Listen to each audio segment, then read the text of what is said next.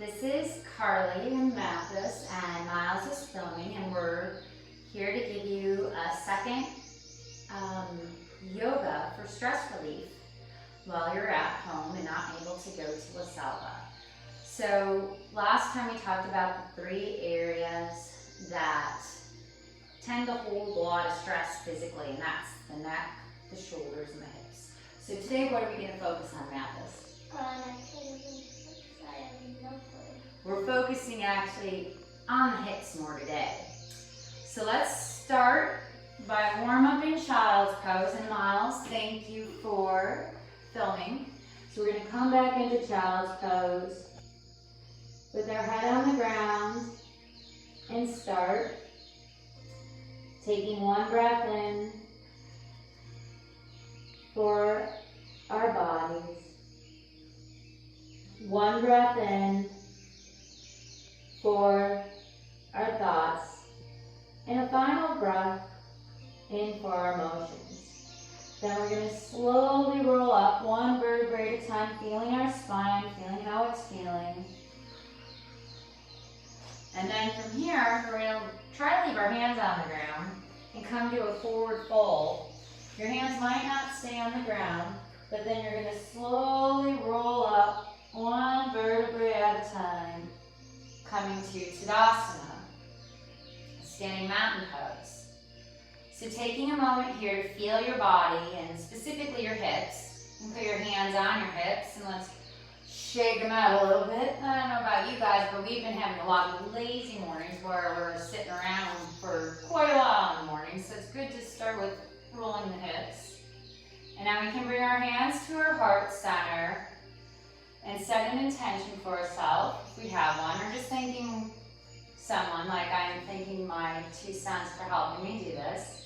And we'll bring the hands up over, and we'll plug them in, and we'll come up to our tiptoes, just trying to energize the body, shooting energy into the ceiling, trying to engage all aspects of the body. Then bring your hands down to your heart center, and bring your feet down to the ground. Now I'm going to step in front of Mathis, and we're going to start a 3-pose sequence for those hips.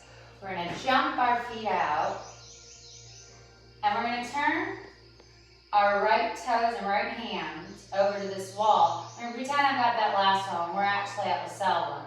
And I'm pulling you over down into Trikonasana. And from here, we're breathing for 1. We're breathing for 2, and we're breathing for 3. Now there's a lasso, and it comes and pulls up my other arm, and it causes me to change my feet. And now from here, I get pulled down on this side, and I breathe down, and as I'm taking those 3 long breaths, I'm trying to feel into the hips. There may be areas, especially where the ligaments and tendons connect, that you're feeling. And I'm going to pull up. Now we're going to jump our feet together and roll our shoulders out. Maybe feel the music a little bit as we're warming up. And then we're going to jump our legs apart again.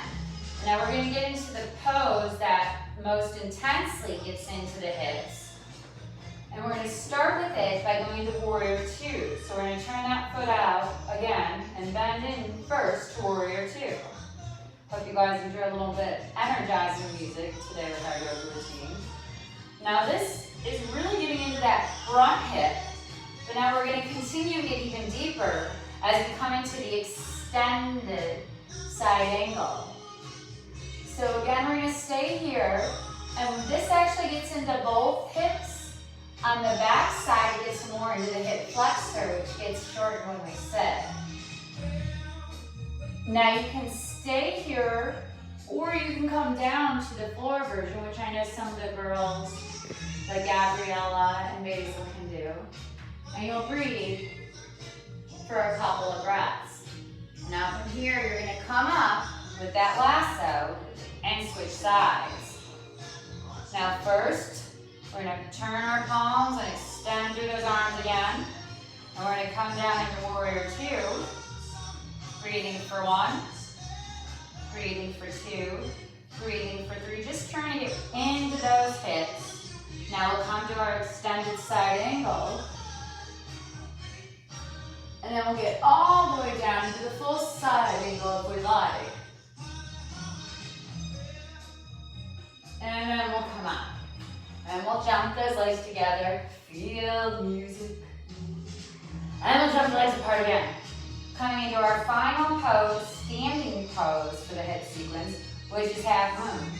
So this is similar to Trikonasana on the extended side angle. And now we're going to tip forward into that half moon.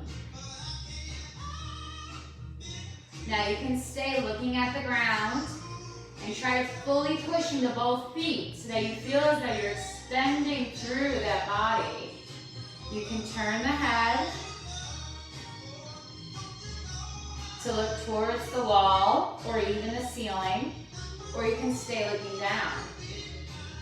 And then we're going to spring up as gracefully as we can over to the other side.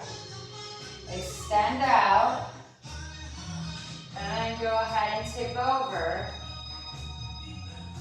Now, for some reason, this left side is much easier for me to do this with. Although I still waver quite a bit, which is normal. And then come up. Now we're going to shake this out. We're going to come to a transition pose to go to 2 floor poses, and that's going to be downward facing dog. So let's do our downward facing dog. Because we've been taking a lot of walks in the neighborhood lately, which is why I have a little bit more energized music. We can lift one leg up to show our dog with the tail. And put that one down. We can lift our other leg up with our dog with the tail. And we'll put that leg down, and then we'll really stretch back to our downward dog, especially to get into those calves and hamstrings. And then you can go ahead and undulate your spine forward to just stretch through your spine. Do a quick cobra and up dog. This is up dog. Cobra is more down on the ground, just to do a counter pose, because we like to balance in yoga. And we'll come to floor poses. So we're just going to do 2 floor poses. And the first one is wide angle pose.